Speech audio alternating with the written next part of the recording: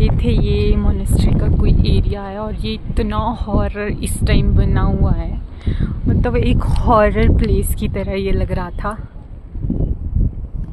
जैसे यहाँ हवा चल रही है, फॉग है, एक साइड को हॉरर प्लेस और दूसरी साइड को इतना प्यारा व्यू।